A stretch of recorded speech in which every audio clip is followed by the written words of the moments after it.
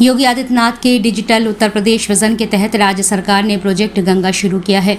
इस योजना के लिए Uttar Pradesh state transformation commission और वन ऑट एंटरटेनमेंट लिमिटेड के बीच MOU हुआ है। परियोजना का लक्ष्य 20 लाख घरों तक हाई स्पीड ब्रॉडबैंड पहुंचाना है, जिससे लगभग 1 करोड़ लोग लाभान्वित होंगे। न्याय पंचायत स्तर पर 8 से 10 हजार युवाओं को डिजिटल सेवा प्रदाता के रूप में प्रशिक्षित किया जाएगा, जिनमें 50% महिलाएं होंगी। अगले 2 से 3 वर्षों में 1 लाख से अधिक रोजगार सृजित होने की उम्मीद है। योजना से गाँव में टेलीमेडिसिन, ऑनलाइन शिक्षा, ई-कॉमर्स और डिजिटल बैंकिंग जैसी सुविधाएं तेजी से उपलब्ध होंगी। योगी आदित्यनाथ ने सोमवार को लखनऊ स्थित अपने सरकारी आवास पर आयोजित जनता दर्शन में अभिभावकों के साथ आए बच्चों को पढ़ाई पर ध्यान देने की सलाह दी है। उन्होंने कहा है कि बच्चों को किताबें अधिक पढ़नी चाहिए और इंटरनेट मीडिया का उपयोग केवल आवश्यकता भर करना चाहिए, क्योंकि इसका अत्यधिक प्रयोग नुकसानदायक हो सकता है। मुख्यमंत्री ने मोबाइल के सीमित उपयोग पर भी जोर दिया है। इस दौरान उन्होंने बच्चों को चॉकलेट देकर उनका उत्साह बढ़ाया। जनता दर्शन में प्रदेश भर से आए लोगों की शिकायतें सुनते हुए मुख्यमंत्री ने अधिकारियों को निर्देश दिया कि हर समस्या का समयबद्ध समाधान सुनिश्चित किया जाए।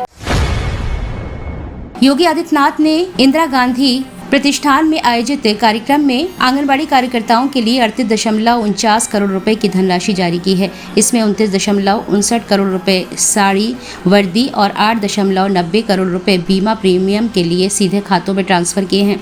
कार्यक्रम में मुख्यमंत्री ने कई महिलाओं और छात्राओं को सम्मानित किया और नियुक्ति पत्र और चेक भी वितरित किए।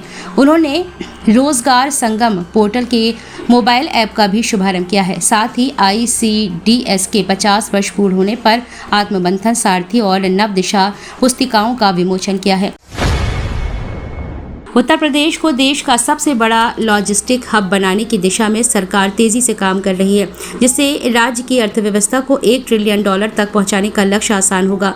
उत्तर Pradesh integrated manufacturing and logistic clusters परियोजना के तहत प्रमुख एक्सप्रेस वे के किनारे 27 IMLC विकसित किए जा रहे हैं। ग्रेटर नोएडा के बोड़ारी में इंटीग्रेटेड इंडस्ट्रियल टाउनशिप और लॉजिस्टिक्स हब बनाया जा रहा है, जबकि दादरी में मल्टी मॉडल लॉजिस्टिक पार्क विकसित हो रहा है। सरकार ने 1000 करोड़ से अधिक निवेश वाली परियोजनाओं के लिए 30% लैंड सब्सिडी का प्रावधान भी किया है, जिससे निवेश और औद्योगिक विकास को बढ़ावा मिलेगा।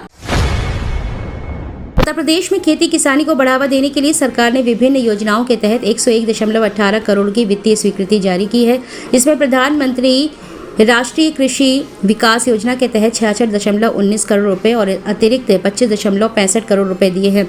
सीड पार्क डेवलपमेंट प्रोजेक्ट के लिए 6.14 करोड़ रुपए और national mission on edible oil seeds के अंतर्गत 2.35 करोड़ रुपए आवंटित किए गए हैं। इसके अलावा मृदा स्वास्थ्य प्रबंधन कार्यक्रम के लिए भी धनराशि स्वीकृत हुई है। सूर्य प्रताप शाही ने कहा है कि इन योजनाओं से कृषि विकास तेज होगा और किसानों को सीधा लाभ मिलेगा।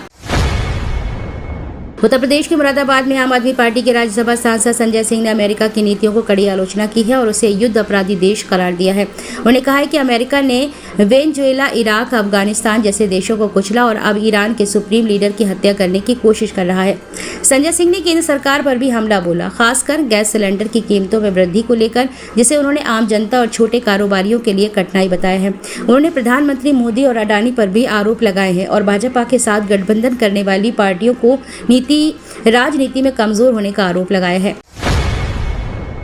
सपा प्रमुख अखिलेश यादव ने मोदी सरकार की विदेश नीति पर सवाल उठाए हैं, विशेष रूप से अमेरिका के प्रभाव को लेकर। उन्होंने कहा है कि अमेरिका यह तय कर रहा है कि भारत को किस देश से तेल खरीदना चाहिए।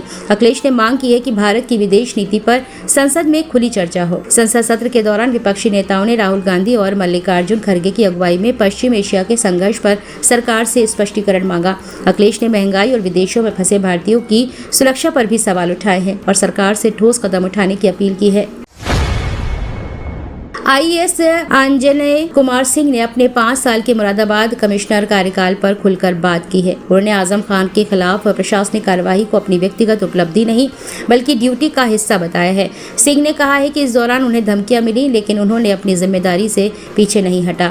उन्होंने बताया कि सत्ता परिवर्तन से उनके काम में कोई फर्क नहीं पड़ता और उन्होंने ब्यूरोक्रेसी में लॉबिंग और पावर के दुरुपयोग के आरोपों को नकारा है। भविष्य में राजनीति में आने की अटकलों को भी उन्होंने खारिज किया है और कहा है कि प्रशासनिक सेवा में उनका उद्देश्य जनता की सेवा करना है। उत्तर प्रदेश में शंकराचार्य स्वामी अविमुक्तेश्वरानंद पर आरोप लगा है कि उन्होंने POCSO पॉस्को एक्ट के तहत बच्चों के यौन शोषण के मामले में आशुतोष पांडे के खिलाफ FIR दर्ज करवाई है। आशुतोष पांडे पर हाल ही में रीवा एक्सप्रेस में जानलेवा हमला हुआ है, जिसमें उनका नाक काटने की कोशिश की गई है। पांडे ने आरोप लगाया कि हमला स्वामी अविमुक्तेश्वरानंद के समर्थकों ने किया है। इस घटना के बाद उन्होंने उत्तर प्रदेश सरकार और पुलिस से अपील की है कि उनका पूरा रिकॉर्ड और साक्ष्य उच्च न्यायालय तक पहुंचाया जाए। पांडे ने दावा किया है कि स्वामी सपा से जुड़े हुए हैं। उत्तर प्रदेश में भाजपा में बड़ा बदलाव होने जा रहा है, जिसमें कई पदाधिकारियों को झटका लग सकता है। पार्टी ने 2027 की विधानसभा चुनाव की तैयारी को देखते हुए नियम लागू किए हैं, जिनके तहत 2 बार किसी पद पर रह चुके नेता को दोबारा वही जिम्मेदारी नहीं दी जाएगी। क्षेत्रीय अध्यक्षों को बदलने की चर्चा भी है, क्योंकि कुछ क्षेत्रों में निष्ठावान कार्यकर्ताओं की उपेक्षा और चहेतों को बढ़ावा देने की शिकायतें आई हैं। पंकज चौधरी और धर्मपाल सिंह नए चेहरे लाने की योजना बना रहे हैं, ताकि संगठन को नई ऊर्जा मिले और 2027 में बड़ी जीत हासिल हो सके।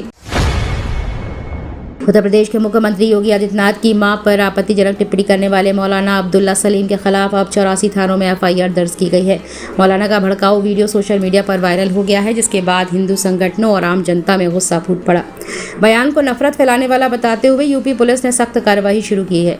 बलरामपुर में बीजेपी जिलाध्यक्ष की तहरीर पर मौलाना के खिलाफ मुकदमा दर्ज किया गया है। पुलिस का कहना है कि मौलाना ने कानून को चुनौती दी है और समाज में वैमनस्य फैलाने की कोशिश की है। उत्तर प्रदेश पुलिस भर्ती एवं प्रोन्नति बोर्ड ने SI परीक्षा 2025 को निष्पक्ष और पारदर्शी तरीके से कराने के लिए एक महत्वपूर्ण कदम उठाया है। बोर्ड ने पेपर लीक, नकल या सॉल्वर गैंग जैसी अवांछनीय गतिविधियों की सूचना देने के लिए ईमेल और WhatsApp नंबर जारी किए हैं। उम्मीदवार और लोग सतर्कता policeBoard@gmail.com पर ईमेल भेज सकते हैं और 9454457951 पर WhatsApp के जरिए जानकारी दे सकते हैं। सूचना देने वाले की पहचान पूरी तरह से गोपनीय रखी जाएगी, ताकि किसी को भी डर का सामना ना करना पड़े। लखनऊ से कोलकाता जा रही इंडिगो की फ्लाइट 6E505 में तकनीकी खराबी आ गई है, जिससे यात्रियों को 1 घंटे तक विमान में फंसा रहना पड़ा। इस फ्लाइट में यूपी के दोनों डिप्टी CM केशव प्रसाद मौर्य और ब्रजेश पाठक भी सवार थे। विमान को रनवे से पहले ही रोक लिया गया। इंजीनियर्स ने जांच के बाद उसे उड़ान की अनुमति दी है। ये घटना 9 मार्च को सुबह 7:40 पर हुई है। इसके 2 दिन पहले केशव प्रसाद मौर्य के हेलीकॉप्टर में भी तकनीकी खराबी आई थी, जिससे उसे इमरजेंसी लैंडिंग करनी पड़ी। डॉक्टर राजपाल कश्यप समाजवादी पार्टी सपा के MLC और पिछड़ा वर्ग के प्रदेश अध्यक्ष ने मुख्यमंत्री योगी आदित्यनाथ पर राजा हिंडिया कश्यप का अपमान करने का आरोप लगाया है। बरेली में सपा के होली मिलन समारोह के दौरान डॉक्टर कश्यप ने कहा कि CM के बयान से कश्यप समाज की आस्था को ठेस पहुंची है और समाज इसका जवाबी आगामी विधानसभा चुनाव में देगा। कार्यक्रम में सपा के अन्य नेताओं ने भी सरकार की नीतियों पर निशाना साधते हुए 2027 के चुनाव में अखिलेश यादव को मुख्यमंत्री बनाने का आह्वान किया है। 10 मार्च 2026 को उत्तर प्रदेश में मौसम मुख्य रूप से साफ और शुष्क रहने की संभावना है। हालांकि पश्चिमी विक्षोभ के प्रभाव से पश्चिमी यूपी के कुछ शहरों जैसे मेरठ, सहारनपुर और मुजफ्फरनगर में बादल हो सकते हैं और हल्की तेज हवाएं चल सकती हैं। तापमान में बढ़ोतरी के साथ गर्मी का एहसास होगा। अधिकतम तापमान 30 डिग्री सेल्सियस और 35 डिग्री सेल्सियस और न्यूनतम तापमान 16 डिग्री सेल्सियस और 18 डिग्री सेल्सियस तक रह सकता है। 11 मार्च से इन क्षेत्रों में मौसम में बदलाव आ सकता है, जिसमें बारिश की संभावना है, लेकिन 10 मार्च को मौसम शुष्क रहेगा।